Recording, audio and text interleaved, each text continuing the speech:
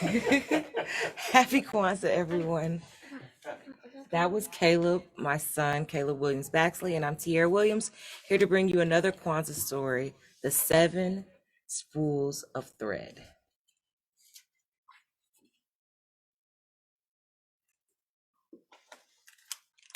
In a small African village in the country of Ghana, there lived an old man and his 7 sons. After the death of his wife, the old man became both father and mother to the boys. The 7 brothers were handsome young men. Their skin was as smooth and as dark as the finest mahogany wood. Their limbs were as straight and strong as a warrior's spears. But they were a disappointment to their father. From morning until night, the family's small home was filled with the sound of the brothers quarreling.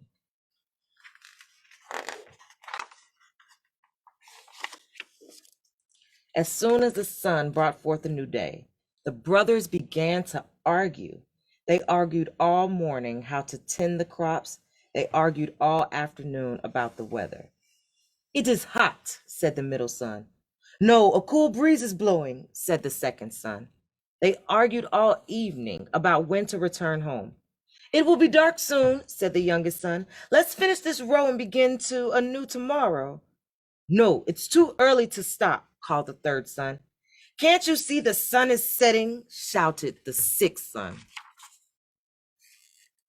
And so it would continue until the moon beamed down and the stars twinkled in the sky. At mealtime, the young men argued until the stew was cold and the fufu was hard. "You gave him more than you gave me," whined the third son. "I divided the food equally," said their father. "I will starve with only this small portion on my plate," complained the youngest. "If you don't want it, I'll eat it," said the oldest son. He grabbed a handful of meat from his brother's plate. "Stop being so greedy," said the youngest. And so it went on every night. It was often morning before the 7 brothers finished dinner.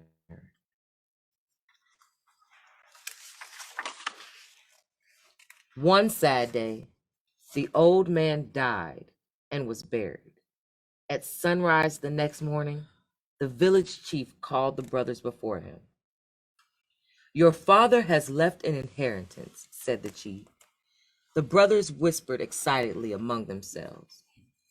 "I know my father left me everything because I am the oldest son," said the oldest.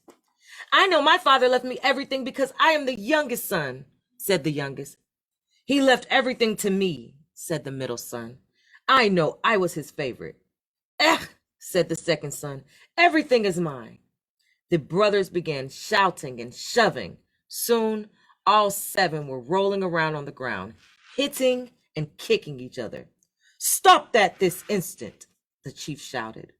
The brothers stopped fighting. They shook the dust off their clothes and sat before the chief, eyeing each other suspiciously.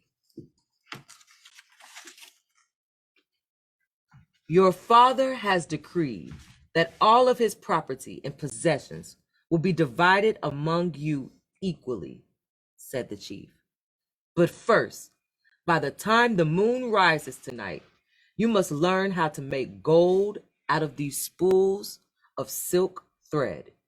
If you do not, you will be turned out your home as beggars." The oldest brother received the blue thread, the next brother red, the next yellow, the middle son was given orange thread, the next green, the next black, and the youngest son received the white thread. For once, the brothers were speechless. The chief spoke again.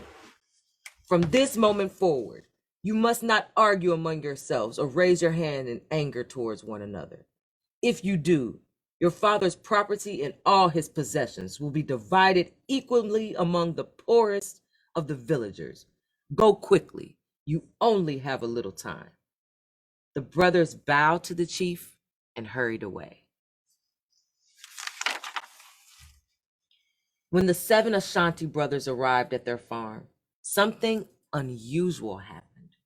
They sat side by side, from the oldest to the youngest, without saying anything unkind to each other. My brothers, the oldest said after a while, let us shake hands and make peace among ourselves. Let us never argue or fight again, said the youngest brother. The brothers placed their hands together and held each other tightly.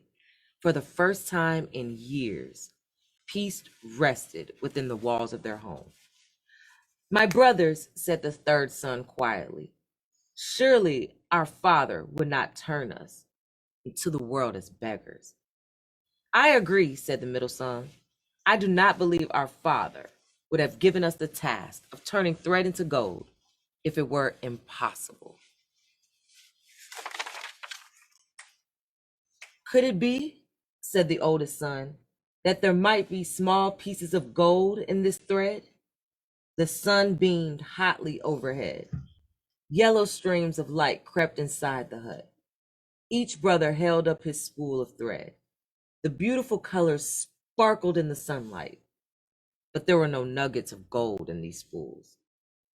I'm afraid not, my brother, said the sixth son, but this was a good idea. Thank you, my brother, said the oldest. Could it be, said the youngest son, that by making something from this thread, we could earn a fortune in gold? Perhaps, said the oldest. We could make cloth out of this thread and sell it. I believe we can do it. This is a good plan, said the middle son, but we don't have enough money of any one color to make a full bolt of cloth. What if, said the third son, we weave the thread together and make a cloth of many colors? But our people don't wear cloth like that, said the fifth son. We only wear cloth of one color. Maybe, said the second son, we could make a cloth that is so special everyone will want to wear it. My brothers, said the sixth son, we could finish faster if we all work together. I know we can succeed, said the middle son. The 7 Ashanti brothers went to work. Together, they cut wood to make a loom. The younger brothers held pieces together while the older brothers assembled the loom.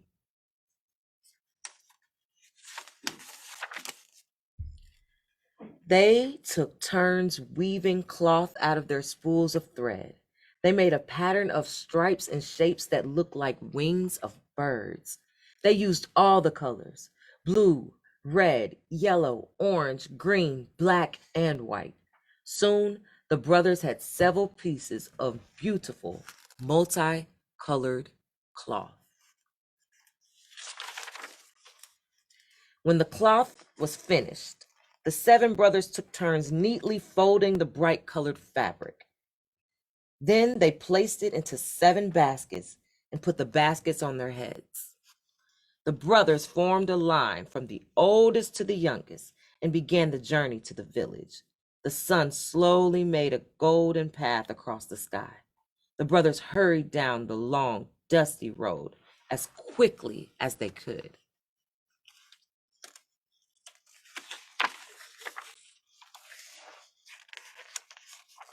As soon as they entered the marketplace, the 7 Ashanti brothers called out, "Come and buy the most wonderful cloth in the world. Come and buy the most wonderful cloth in the world." They unfolded a bolt and held it up for all to see. The multicolored fabric glistened like a rainbow.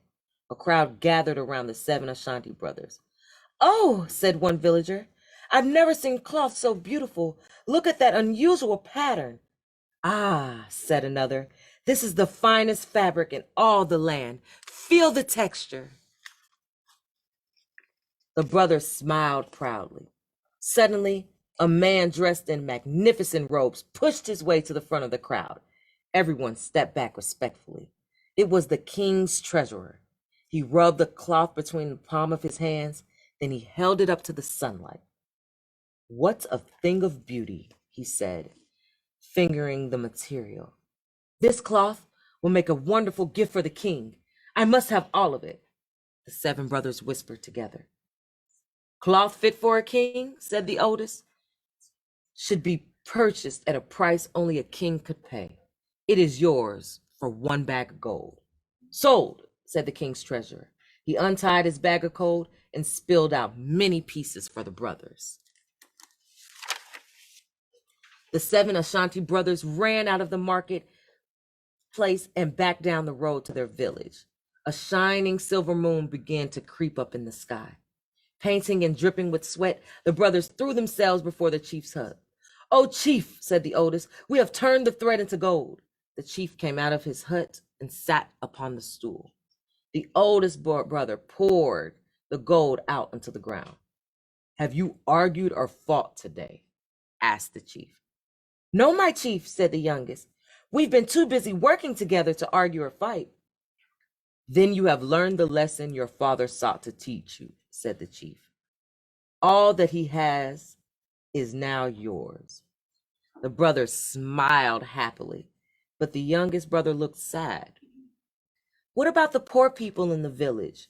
he asked. "We receive an inheritance, but what will they do?"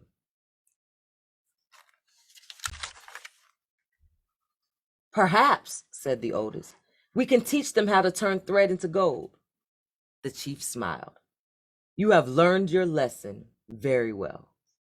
The 7 Ashanti brothers taught their people carefully. The village became famous for its beautiful multicolored cloth, and the villagers prospered. From that day until this, the 7 Ashanti brothers have worked together farming the land, and they have worked peacefully in honor of their father. The end.